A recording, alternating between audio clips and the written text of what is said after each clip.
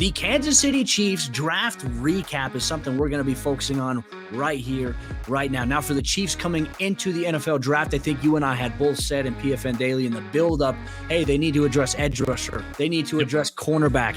Well, you know what? With their 2 first-round picks, they did do that. They go out with round 1, pick number 21, and they get Trent McDuffie, cornerback out of Washington, to pair alongside the opposite side of L'Jarius Sneed. Obviously, they lose Travarius Ward in NFL free agency to the San Francisco 49ers. McDuffie's going to come in right away and probably compete. He's probably going to start opposite of LJ Sneed there. I like McDuffie. I think it's a good pickup for them, especially in a division that has the AFC West with the Broncos, the Raiders, and the Chargers. I feel like they addressed 2 of their major holes, at least coming into the season, with this pick here of Trent McDuffie and George Karlaftis at number 30. Honestly, you kind of go down the board, like their first 3 rounds, I think were just addressing needs, and they kind of let the board fall. You go with McDuffie, George Karlaftis. We talk about the cornerback and the edge. Then you bring in Skye Moore, a guy who a lot of people loved coming into this draft and went a little probably where we expect him as a second-round pick. I think that makes a ton of sense.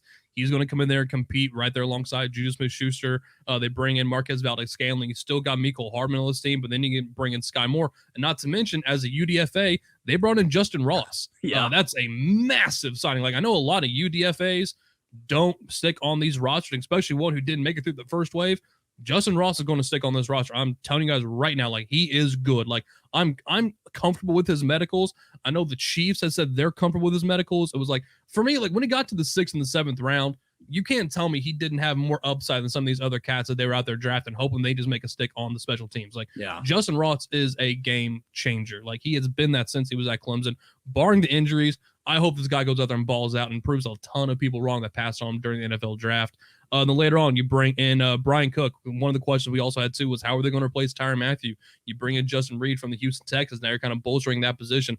I think it was a good draft for the Chiefs. I think they did a great job addressing some of their needs. And then not to mention, too, the other day, they do throw the tender on Melvin Ingram, too, to bring him back. So a lot of the questions I had, I don't necessarily have anymore for the Kansas City Chiefs. Like, they're still the top dogs of the AFC West, at least. Potentially the AFC could be there with the Buffalo Bills. And unless someone's going to try to win this division, they're going to have to go through Arrowhead Stadium. They're still going to be a team to beat. And I think they did a great job addressing a lot of their needs during the NFL draft. Well, they even added another linebacker opposite of Nick Bolton and Leo Chenal out of Wisconsin. I think that's a good move. They added some more cornerback depth with Joshua Williams out of Fayetteville State University. And then round 7, pick 259 with Nazeez Johnson out of Marshall there. And Jalen Watson as well, round 7, pick 243. So they added a lot of cornerback depth here, which is good because a lot of these back-end guys aren't going to come in and start right away, right? But they'll play key roles on special teams. But you'll see your main starters in LJ Sneed, and you'll see it with Trent McDuffie. George Karlaftis, I think, is an impact move for them. You brought up Melvin Ingram. Now you can have George Karlaftis on one side, Melvin Ingram on the other, Frank Clark on one side, and then you can have Chris Jones on the interior. There's your 4 defensive linemen right there. That right there is a force. And Nick Bolton had a tremendous season as a rookie last year for the Chiefs. The Chiefs board on paper was pretty good, in my opinion. Look, and I cover the Denver Broncos. I was looking at this draft and I was like, dang, they got some value. Like, Skye Moore is going to be a blur for them. Justin Ross, as you mentioned, has a chance. Like, they have 2 potential guys here who could be the eventual replacements of MVS or Juju Smith-Schuster or a Mecole Hardman. These guys will have a lot of depth at the wide receiver position. And it doesn't hurt as well adding another running back a little bit later on with Isaiah Pacheco, running back out. As a passing down back to replace that Jared McKinnon kind of role, I kind of like that move. They're going to be rotating the guys out between like a Derek Gore and a Ronald Jones they brought in from Tampa Bay. But bringing in Isaiah Pacheco, a guy who had a really strong combine. I know scouts were really high on him, just talking about where he could be like a day 3 kind of steal later on in the draft. I like that move for Kansas City. A little bit more under the radar. Still going to be Clyde Edwards-Helaire's backfield, but Checo adds a little bit of depth.